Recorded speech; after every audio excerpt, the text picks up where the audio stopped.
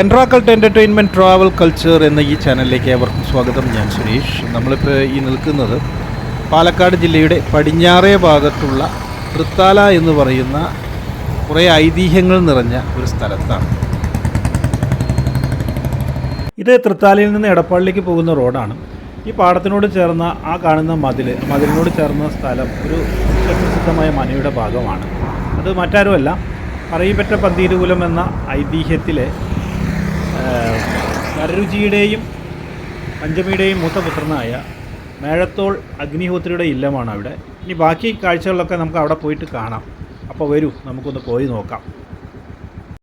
വരരുചിയുടെയും പഞ്ചമിയുടെയും മൂത്തപുത്രനാണ് ഈ അഗ്നിഹോത്രി. അപ്പോൾ അതിന് മുന്നേ ഞാൻ വേറൊരു കാര്യം, ഇതിന് മുന്നേ നമ്മൾ നാരായണപുരഭ്രാന്തൻ്റെ മല അല്ലെങ്കിൽ അതിനെക്കുറിച്ച് ചരിത്രവും അതുപോലെ തന്നെ കവളപ്പാറ കൊട്ടാരത്തിലെ കവളപ്പാറ നായരെക്കുറിച്ചുള്ള വിവരണങ്ങളും തന്നിരുന്നു. അപ്പോൾ അത് നിങ്ങൾ ഇതിൻ്റെ ഒപ്പം ഞാൻ വീഡിയോ ചേർക്കേണ്ടത് അതും കാണുക. ഇതെല്ലാം ബന്ധങ്ങളുണ്ട്.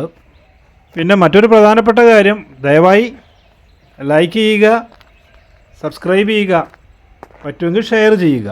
നമുക്ക് ഈ മനയുടെ ഇതൊക്കെ ഈ ഭാഗമൊക്കെ ഷൂട്ട് ചെയ്യാനുള്ള പെർമിഷൻ തന്നത് ഭാസ്കരൻ എന്ന് പറഞ്ഞ ആളാണ്. അദ്ദേഹം ഇപ്പോഴത്തെ തലമുറയിൽപ്പെട്ട ആളാണ്. ആളൊരു സോഫ്റ്റ്വെയർ എഞ്ചിനീയറാണ്. വീഡിയോയിലൊന്നും വരാൻ താല്പര്യമില്ല. ചില കാര്യങ്ങളൊക്കെ അദ്ദേഹം പറഞ്ഞു തന്നു. അദ്ദേഹം പറഞ്ഞ ചില വിവരങ്ങൾ ഞാൻ പറയാം. എത്ര കാലമാണ് പഴക്കമെന്ന് വെച്ചാൽ എക്സാക്റ്റ് ഒന്നും അദ്ദേഹത്തിന് അറിയില്ല. അപ്പോൾ ഇതിൻ്റെ മുൻഭാഗമാണ്. പടിഞ്ഞാറ്റ എന്നാണ് ഈ സ്ഥലത്തിൻ്റെ. ഇത് ഏകദേശം പണ്ട് മനക്കിലൊക്കെ ഉണ്ടായിരുന്നത് ഈ പടിഞ്ഞാറ്റ എന്ന് പറയും. ആ സ്ഥലമാണ് ഇത്. യഥാർത്ഥത്തിൽ മനയുടെ മുഴുവനും ഭാഗമല്ല. പിന്നെ ഇത് ക്ഷേത്രമൊന്നുമല്ല. ഇതിൽ മച്ചിലെ ഭഗവതി എന്നൊക്കെ പറഞ്ഞ ഒരു ഭഗവതിനെ ഇതിൽ കുടിയിരുത്തിയിട്ടുണ്ട് എന്ന് മാത്രമേ ഉള്ളൂ. ഇവർ ആദ്യം ഇവിടെ താമസിച്ചിരുന്നു. പിന്നീട് ശുദ്ധത്തിൻ്റെ പ്രശ്നം പറഞ്ഞപ്പോൾ ഇവർ അപ്പുറത്തേക്ക് മാറി താമസിക്കുകയാണ് ചെയ്തത്. അപ്പോൾ ഇതിൻ്റെ ഈ മരം, അതായത് ഈ വാതിലുകളും അല്ലെങ്കിൽ മരമൊക്കെ കാണുമ്പോൾ, അതുപോലെ തന്നെ ഈ ഓടൊക്കെ കാണുമ്പോൾ ഇത്രയും പഴക്കമുണ്ടോ എന്നൊക്കെ സംശയം തോന്നാറുണ്ട് അതിൻ്റെ ഉള്ളിൽ. പിന്നെ അത് എനിക്ക് കൃത്യമായിട്ട് അറിയില്ല. മാത്രമല്ല ഇപ്പോൾ ഇതിൻ്റെ ഈ കല്ലുകളൊക്കെ നോക്കിയ ഒരു പ്രത്യേകത ഉണ്ട്. ഇപ്പോൾ ഇതിൽ വേറൊരാളിപ്പോൾ വന്ന് താമസിച്ചൊരു വിളക്ക് കത്തിച്ചിട്ട് പോകുന്നതാണ് പറഞ്ഞത്. ഉള്ളിലേക്ക് കിടക്കാൻ പെർമിഷൻ ഇല്ല. അപ്പോൾ അതാണ് ഈ ഭാഗങ്ങൾ ഇപ്പോൾ പറയുന്നത്. പിന്നെ ഇതിൻ്റെ ഈ മേഴത്തുള്ള അഗ്നിഹോത്രിയുടെ സഹോദരനാണ് ഈ പാക്കനാർ എന്ന് പറയുന്നത്. അപ്പോൾ അവിടെ ചില ആഘോഷങ്ങൾ 2 വർഷം കൂടുമ്പോഴോ അത്രയായിട്ടാണ്, കൃത്യമായ ആൾക്കറിയില്ല. അപ്പോൾ ഇവിടെ വന്ന ആചാരമൊക്കെ ചൊല്ലിയിട്ടാണ് അവിടെ ചെയ്യുക. നമുക്ക് പോകുമ്പോൾ പാക്കനാർ ക്ഷേത്രം വെറുതെ ഒന്ന് കാണാം. പിന്നെ ഇപ്പോൾ അവർ താമസിക്കുന്ന മനയും കാണാം. ഇതിപ്പോൾ ഞാൻ അതിൻ്റെ ഉള്ളിൽ കൂടെ ഒരു ഭാഗത്ത് ആ ജനലിൻ്റെ ഉള്ളിൽ കൂടെ അങ്ങനെ കാണിക്കുന്നതാണ് ഈ ഭാഗം. അതായത് ഇതിൻ്റെ ഉൾഭാഗം കണ്ടോ, ഒരു 4 കെട്ടിൻ്റെ മോഡലിലാണ്. വലിയ ഇതാണ്. വടക്കിനി മാത്രമാണ് ഈ ഭാഗം. അതായത് വടക്കിനിയല്ല, പടിഞ്ഞാറ്റ മാത്രമാണ് ഇത്ര. ഇനി ഇതിൻ്റെ മറ്റു ഭാഗങ്ങളൊക്കെ കുറിച്ച് വളരെ ഇതുണ്ട്. ഇപ്പോൾ ഈ അഗ്നിഹോത്രിയുടെ കാര്യങ്ങൾ പറയുകയാണെങ്കിൽ, നമ്മൾ ചരിത്രം പറയുകയാണെങ്കിൽ, ഇപ്പോൾ ഈ കാണുന്നത് നമ്മൾ അതിൻ്റെ മുമ്പ് ഇപ്പോൾ കാണുമ്പോൾ ആ കാണുന്നത് കുളമാണ്. കുളമൊക്കെ പിന്നീട് കുഴിച്ചതാണ്. 10-100 വർഷമായിട്ടുള്ളൂ. പിന്നെ അത് വിപുലപ്പെടുത്തിയതാണെന്നാണ് അവർ പറഞ്ഞത്. അവർക്ക് കുളിക്കാനുള്ള സൗകര്യത്തിന് വേണ്ടി ചെയ്തതാണ്. അപ്പോൾ ഈ വേമഞ്ചേരിയിലെ മനയിലെ അന്തർജനം എടുത്തു വളർത്തിയതാണ് അത്ര ഈ മേഴത്തുള്ള അഗ്നിഹോത്രിയെ. കാരണം വരരുചിയും പത്നിയും പോകുന്ന സമയത്ത് ആദ്യം ജനിച്ച കുഞ്ഞിനെ വീഴ്ച പോവുകയാണ്.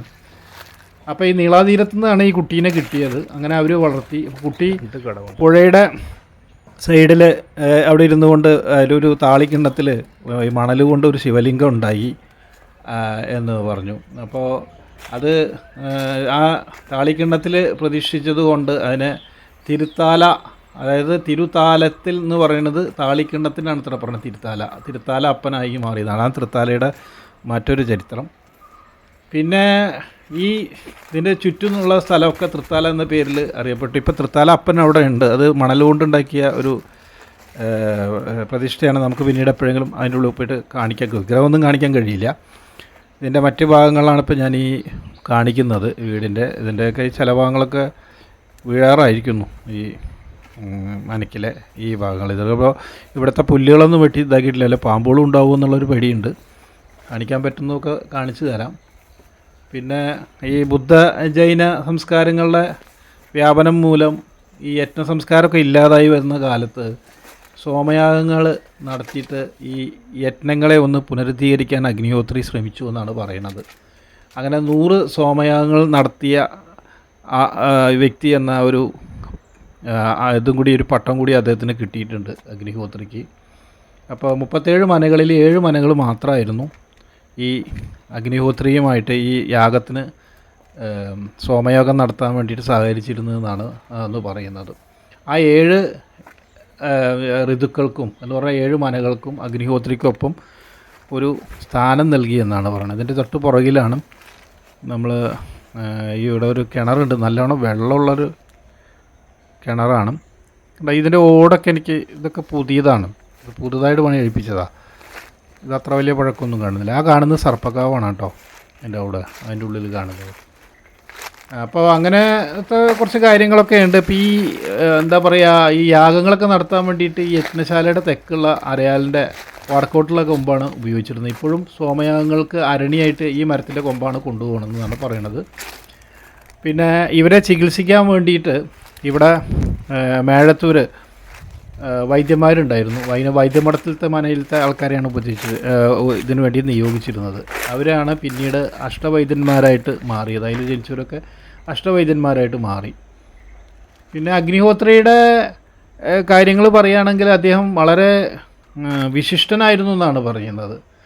എന്ന് പറഞ്ഞു കഴിഞ്ഞിട്ട് 100ാമത്തെ യാഗം 3479 ആണ്ട് എന്ന് പറഞ്ഞാൽ AD 378 കുംഭമാസം 28 ചൊവ്വാഴ്ച. ഇത് എനിക്ക് വിക്കിപീഡിയയിൽ നിന്ന് കിട്ടിയതാണ് കേട്ടോ ഈ ഒരു അറിവ്. അന്നാണ് അദ്ദേഹത്തിന് 34 വർഷം 11 മാസം പ്രായം, 26 ദിവസം പ്രായമായ സമയത്താണ് 100ാമത്തെ യാഗം ഉണ്ടായതെന്നാണ് പറയുന്നത്. അപ്പോൾ ഇതിൻ്റെ ഉള്ളിൽ കൂടെ, ജനലിൻ്റെ ഉള്ളിലൂടെ എടുത്തിട്ട് നിങ്ങൾക്ക് കാണിച്ചു തരാണ്. ഇതൊക്കെ നല്ല വൃത്തിയായി സൂക്ഷിച്ചിട്ടുണ്ട്. ഇതിൻ്റെ അത് ചെസ്റ്റായിട്ട് അവരൊന്ന് പുനരുദ്ധീകരിച്ചോ എന്ന് എനിക്കറിയില്ല അതിൻ്റെ ഉള്ളിലും. അപ്പോൾ ഈ വരരുചിയുടെ ശ്രാദ്ധത്തിന് മറ്റുള്ള എല്ലാവരും, അതായത് വായില കുന്നിലപ്പൻ ഒഴികെയുള്ള എല്ലാവരും ഇവിടെ വന്നിരുന്നു എന്നാണ് പറയണത്. ഐതിഹ്യങ്ങളിൽ ചില കഴമ്പുകളൊക്കെ ഉണ്ട്. ഞാൻ ഇതിൻ്റെ മുമ്പ് ഞാൻ പറഞ്ഞിരുന്നു, നമ്മുടെ അതായത് ഞാൻ നേരത്തെ പറഞ്ഞു ആ കവളപ്പാറ കൊട്ടാരത്തിൻ്റെ ഒരു വീഡിയോ ഇതിലിട്ടിരുന്നു. അത് ഞാൻ ഇതിൻ്റെ ഒപ്പം ചേർക്കുന്നുണ്ട്. അതിൽ പറഞ്ഞിരുന്നു അവരും ഇവരുമായിട്ടൊരു ബന്ധമുണ്ട്.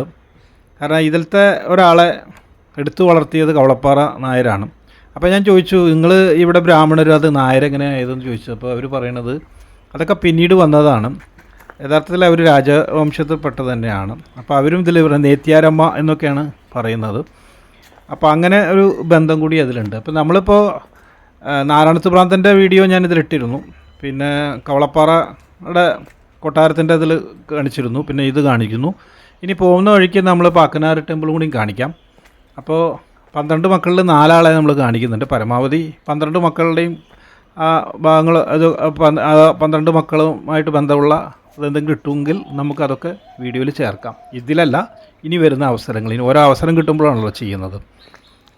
അപ്പോൾ ഇതൊക്കെയാണ് ഈ ചരിത്രം ചുരുക്കി പറഞ്ഞതാണ്. അഗ്നിഹോത്രി അവരുടെ ഇപ്പോഴത്തെ തലമുറയിൽപ്പെട്ട ആൾക്കാർ താമസിക്കുന്നത് ഇപ്പോൾ ഈ വീട്ടിലാണ്. ഇവിടെ എല്ലാവരും ഒന്നുമില്ല, ഇപ്പോൾ ലാസ്റ്റ് ഒരു ഇതുള്ള ആൾക്കാരെ മാത്രമാണ്. ഈ ഭാസ്കർ എന്ന് പറഞ്ഞ ആളാണ് ഇപ്പോൾ അവരുടെ അമ്മ, ഭാര്യ, ഇവരൊക്കെയാണ് ഇതിൽ. ഇതൊക്കെ പിന്നെ അവിടെ പുതിയൊരു വീട് കെട്ടുന്നുണ്ട്. ഇനി നമ്മൾ പോകുന്ന പാക്കനാർ ക്ഷേത്രത്തിലേക്ക് കേട്ടോ. ഈ പാക്കനാർ ക്ഷേത്രത്തിലേക്കേ അഗ്നിഹോത്രി ഇല്ലെത്തുന്ന 250 മീറ്ററുള്ളൂ. തൃത്താലയിൽ നിന്ന് എടപ്പാൾ റോഡിനാണ്. അവിടെ തിരിഞ്ഞാൽ മതി. ആ കാണുന്നതാണ് ക്ഷേത്രം. അപ്പോൾ ഈ ക്ഷേത്രത്തിൻ്റെ പരിസരത്തുള്ളവരൊക്കെ ഇവരുടെ കുടുംബക്കാരും ബന്ധുക്കാരൊക്കെയാണ്. പിന്നെ ഇവിടെ തൊഴുത് കഴിഞ്ഞാൽ ചാത്തൻ കൂടെ പോരും എന്നൊക്കെയാണ് ചിലവരൊക്കെ ഇവിടെ പറയുന്നത്. അതിൻ്റെ സത്യമൊന്നും എനിക്കറിയില്ല. അപ്പോൾ ഈ വീഡിയോ ഇവിടെ അവസാനിപ്പിക്കുന്നത്. എല്ലാവർക്കും ഒരിക്കൽ കൂടി നന്ദി.